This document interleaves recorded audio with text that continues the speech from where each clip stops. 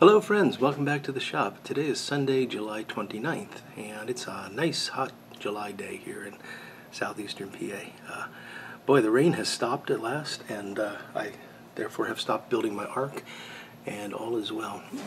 The weeds this morning were just absolutely out of control. We've had a lot of rain and a lot of hot weather, and it just was perfect weather for weeds, and every time I wanted to weed, it rained. So I finally got out there this morning, and it took forever. It was just a lot of, I think I had more weeds than the plants I wanted to grow in terms of just biomass. But it's done, and I'm happy it's done. So, been pretty busy this weekend. Yesterday, got a lot of shop work done actually. Been working on a set of 4 pipes for a friend, and they're moving along. So I'm pretty happy with that. Today had the yard work to do, did some other, not just weeding, but just general gardening. We're starting to get lots of peppers and cherry tomatoes, so it's keeping me busy. Also keeping one of my dogs busy. She's decided that she likes to pick the cherry tomatoes and then leave them places for me. I don't understand it. I think she thinks they're balls. She doesn't eat them. She just picks them and leaves them laying around. So that's been fun. So today we're going to move on to the next phase of the Great Filter Challenge. I've got this beautiful 7LA poker that I've been smoking for since the last video where I talked about this. So it's been 2 weeks, and I've probably had about 10 bowls through this, and it has performed beautifully. It is. It's a very nice pipe. The draw is wonderful on it. This is with the adapter in place. It is. If you listen, you can hear there's a little bit of a whistle, and that's because the adapter doesn't perfectly fill the space that a normal tenon would, and so you're getting a little bit of turbulence there in the airway. It's okay though. It hasn't gurgled or anything. It's actually behaved very nicely. Just the smoking quality of this pipe is perfect. I really like it, and I have been desperate to put some haunted bookshop in this pipe. I think it's going to be wonderful, but I've stuck to the plan, and I have only been smoking in this pipe the Stokkebye Luxury Navy Flake. Now, someone after the last video, I think it was Peter, commented that this wouldn't be enough tobacco to complete the challenge, but I assure you, and you can see this is after I've taken 10 bowls out of this, and it is just packed full. This is a very densely packed jar of flake tobacco. This is going to last through the challenge without any issue. So, pipe behaved beautifully. The tobacco did not behave so beautifully. As I've told you, it's not a tobacco that I greatly enjoy, which is the reason I'm doing the filter challenge with this, to see if it improves the tobacco at all. It's a fine Virginia Perique blend. The Virginias, in my opinion, are sort of to the sharp side, and they're just a bit too harsh for my palate. The Perique's very nice. Get a lot of that on the retrohale. And there's also, I'd swear that there's a slight topping of some sort on this, something that's kind of fruity, plummy, winey. It might just be now, according to Stokkebye, there's no topping on it, but it just really seems to have something extra in there. It might just be the Perique adding that sort of figgy, raisiny sort of flavor that you get from Perique sometimes, although the Perique seems to be more on the spicy side with this one. Anyway, that's sort of my impression of the tobacco. It's a very nice Virginia Perique. It's got a bit of plumminess to it, but it's very harsh and sharp on the Virginia side. Not something I enjoy. So that's consistent with many other times that I've smoked this. Well, not many other times, but the other times I've smoked this blend. That's very consistent, and that's how it's been in this pipe. So the next step then is going to be to remove the adapter, and the adapter has come out. And I'm obviously going to keep this. I don't know how I'm going to be smoking this pipe yet, so I may want to put the adapter back in, or I may never use it again by the time we get done with this challenge. And one of the reasons I was drawing through the pipe and showing you that whistle is that I wanted to see how the filters affect the draw. And I've got a pretty good sense of what the draw is like in the packed pipe. So the first filter that I'm going to be using is one of these Savinelli balsa filters. And you can see it's just a, I guess in cross section, it's sort of a cross shape. It's got these channels running down the side. It's made of balsa wood, and that just sticks right into the stem like so, and sticks right into the pipe like so. So, first test. Okay, so on the good side, it's not whistling as much.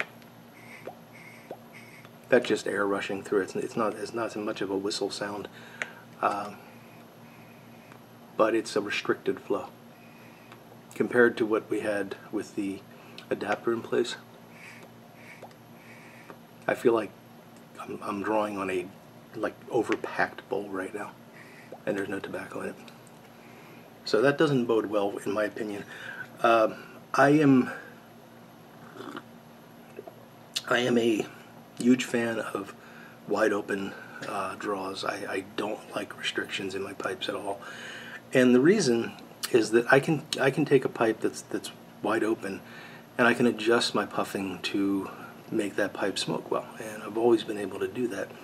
But if the pipe is narrow, if the draft hole is too narrow, to get the same amount of smoke through, I'm going to have to draw harder, and I'm going to have to puff. That's going to lead to puffing faster, and it's going to lead to a hotter smoke. So I don't know how to adjust for that narrow draft way without causing problems, whereas I can adjust for the wide open one. Anyway, we'll see how this goes.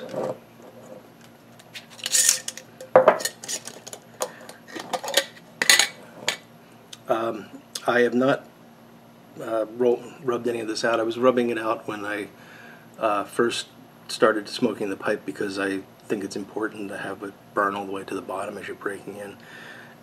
But now I'm going to just use the method that I typically use with flakes, which is just to kind of scrunch it up as much as possible and get it really balled up, and then drop it in and let it expand. And I should say, speaking of breaking in the pipe, that the one issue that I had with this pipe, and it's a minor issue, is that the bowl coating did impart a flavor, and it was only noticeable at the very bottom of the bowl, but it was there. So that took, I think I've had about 10 bowls in the pipe, and I think it took about 8 for that flavor to be absent, to pretty much be smoked out. And I don't know if that's because it burned off the coating or a cake began to form over the coating or what, but the flavor is not there anymore, so that's a good thing. But it was only at the very bottom of the bowl, and it wasn't like this horrible, unpleasant thing. It was difficult for me because I needed to smoke all the way to the bottom of the bowl when I'm breaking it in, and that made me want to stop. All right, so let's light her up and see how she behaves.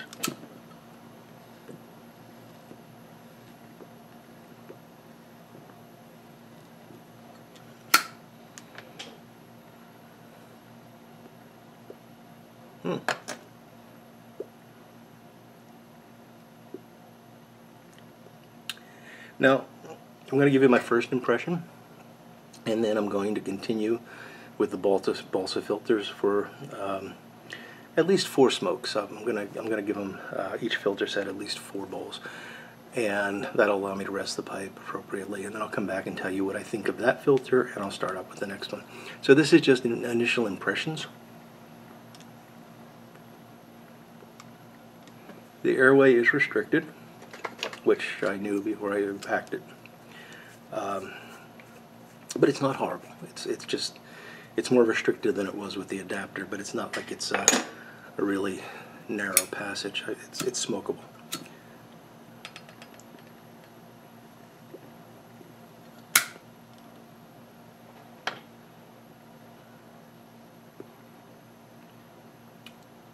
And the tobacco tastes very similar. Oh, there's that harshness.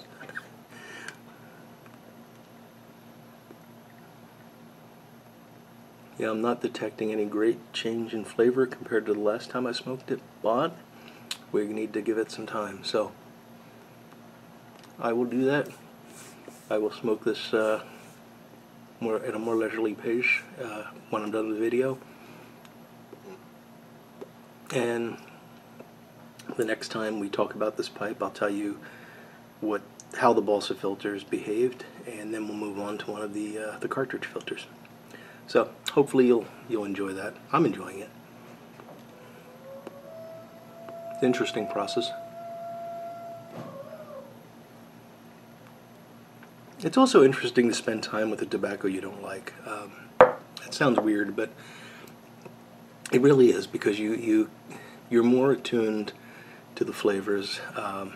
With something you like it, so it just kind of, it's like it just goes by very quickly. You're not paying attention as much. You're just enjoying the experience. When you don't like it, you're thinking, oh, there's that flavor again, and you're thinking more and more about the blend. So it's an interesting experience. Not one that I want to do often, but an occasional a try at that is probably not a bad thing. So, other thing I wanted to talk to you about today is some YouTube oddity. I'm not one to complain about YouTube. I think that it's amazing that we're able to use this service at no cost, or at minimal number of ads that we see here and there.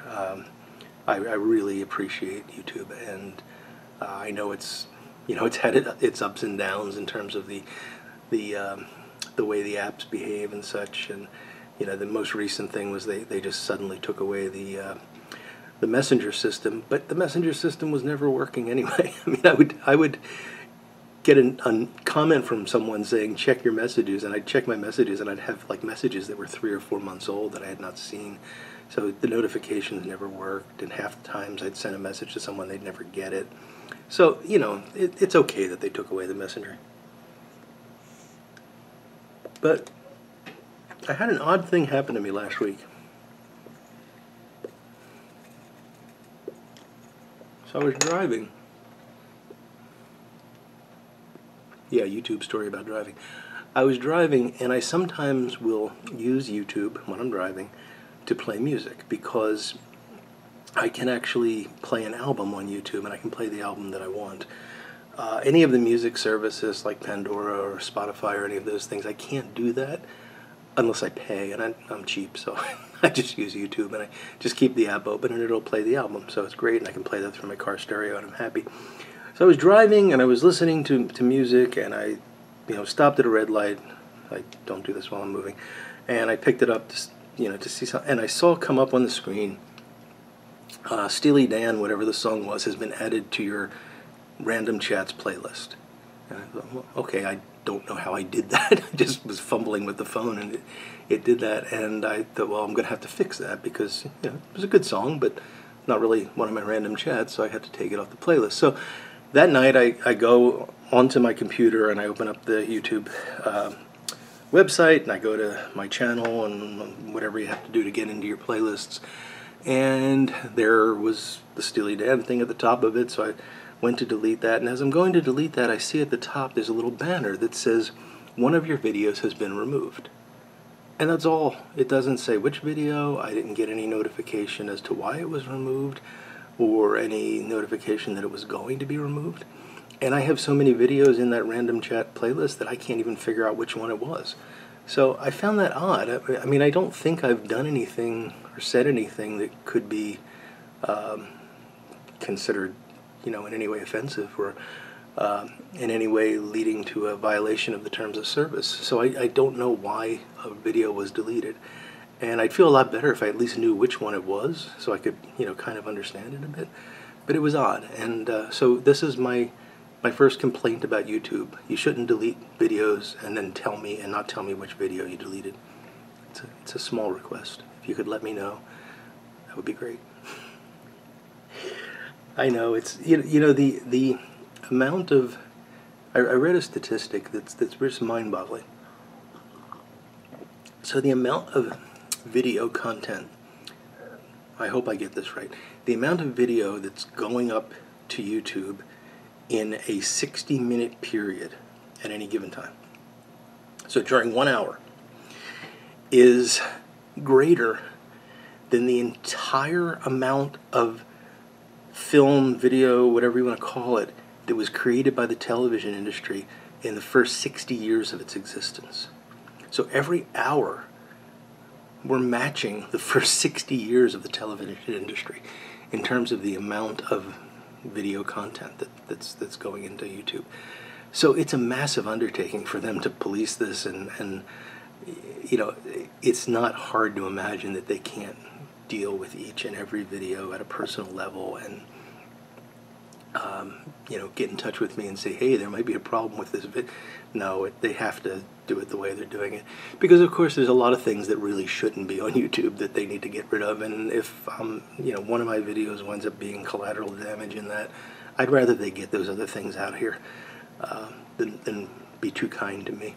So I guess I'm not really complaining. It just was odd, and I thought I'd mention it just in case you guys had seen something similar. Just keep an eye out for that. Okay, so this is behaving nicely. I will give you a better impression next time, but as of right now, I would have to say that this has not made a difference in the tobacco. But that's a very early impression. I'm only a quarter of the way through the bowl. So I'll keep you posted. I hope you all, sorry about that, I hope you all have a great Sunday and enjoy the week ahead. Take care of yourselves and take care of those close to you. So until we talk again, I will look forward to speaking to you all again very soon. Goodbye now.